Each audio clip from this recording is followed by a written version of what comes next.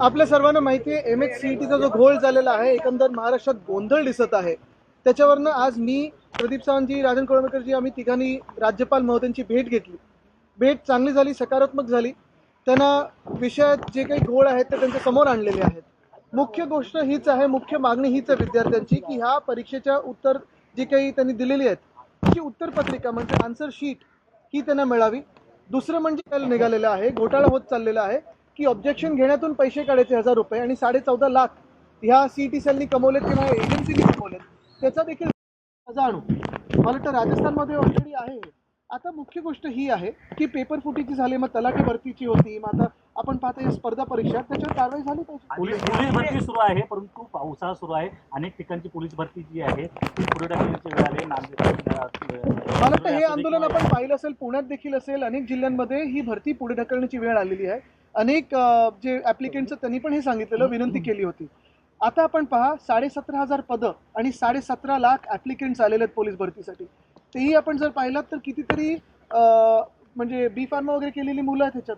म्हणजे आज आपण पाहतोय 17.5 लाख ॲप्लिकेंट्स 17,500 पदांसाठी. म्हणजे आज आपल्या राज्यातली जॉबची परिस्थिती काय आहे हे लोकांसमोर येते. पेपर फुटी संदर्भात कायदा यावा यासाठी या अधिवेशनात तुम्ही पुन्हा एकदा मागणी करा. मला वाटतं हे अधिवेशन शेवटचं अधिवेशन आहे खोके सरकारचं. आपण पाहाल की आमचं सरकार आल्यानंतर हा कायदा आणू आणि नुसतं कायदा आणणार नाही तर त्याची अंमलबजावणी कडकपणे करू, पण पेपर फुटणारच नाही ह्याच्यात पण आम्ही लक्ष घालू. राज्यपाल से आज आपने मुलाकात की, किन मुद्दों पर चर्चा हुई, राज्यपाल ने क्या आश्वासन? आज राज्यपाल महोदय से जब हमारी मुलाकात हुई, मैं, प्रदीप सावंत जी, राजन जी, हम मिलके उनसे यही विनती करके आए हैं कि जो MHCET में आप देख रहे हो जो कन्फ्यूजन हुआ है, जो केओस हुआ है, जो तकलीफें विद्यार्थियों को हुई है, उस पर कुछ सुझाव है, कुछ सुलझाया जाए. यही बात है. अगर देखें तो प्रश्न जटिल नहीं है, आसान है. जो विद्यार्थियों की मांग है वो यही है कि आंसर शीट दिखाया जाए, जो मार्क्स है वो दिखाया जाए, और जो परसेंटाइल सिस्टम है उसके साथ साथ मार्क्स की भी सिस्टम अपनाई जाए. तकलीफ इसी बात की है कि आज से एडमिशन प्रोसेस शुरू हुई है और जो CET सेल है उनको ना लज्जा है ना कोई तकलीफ है इसमें कि विद्यार्थियों की तकलीफ हो रही है. उनकी तरफ से दलील दी जा रही, प्रेस कॉन्फ्रेंस भी लिया गया, लेकिन बुनियादी मुद्दों का जवाब प्रेस कॉन्फ्रेंस लिया गया है लेकिन जवाब नहीं आया है. अटल सेतु पे क्रैक आया किसी. मुझे लगता है कल जो वहाँ कोई प्रोजेक्ट डायरेक्टर थे, जिस तरह की उनकी बॉडी लैंग्वेज थी और जैसे दिखा रहे थे कि नहीं ये क्रैक्स तो आ ही जाते हैं, उनको सस्पेंड करना ज़रूरी है.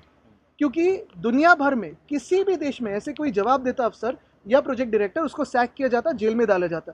ये कैसी बात है कि ऐसे ही रोड पे क्रैक आ जाते हैं. और जिस तरह से उन्होंने अटल सेतु करके ब्रांडिंग किया, जिस तरह से काम निपटाने की कोशिश की, मुझे लगता है इस पर तो कुछ ना कुछ कार्रवाई MMRDA पे होनी चाहिए. और ये MMRDA, आपको याद दिला दूँ, UD यानी नगर विकास के डिपार्टमेंट में होती है, और नगर विकास हमारे जो घटना बाह्य CM है यहाँ के, उनके अंतर्गत आता है. मराठीमध्ये सांगा, अटल सेतु नोटिफिकेशन जारी हुआ है, आप लोग की लगातार मांग होगी, उस पर कुछ अमल होगी क्या?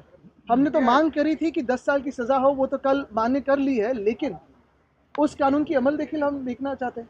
इस सेशन में क्या इस मुद्दे को उठाया जाएगा? ये सेशन खोके सरकार का आखिरी सेशन होगा, क्योंकि जिस तरह से महाराष्ट्र को उन्होंने लूटा है, महाराष्ट्र देख रहा है. आरक्षण को लेकर सवाल है. राज्य सरकार का एक प्रतिनिधिमंडल जालना गया है, लक्ष्मण हाके से मिलने के लिए अनशन खत्म करने की मांग की जाएगी. आप मैं इसके आगे एक कदम उठाता हूँ. आरक्षण के बात पे आगे भी जाके बात करता हूँ कि कल को अगर आरक्षण दिया भी जाए, और देना भी जरूरी है, जिन जो लोग वंचित रहे उनको देना जरूरी है, लेकिन आज जॉब्स कहाँ है?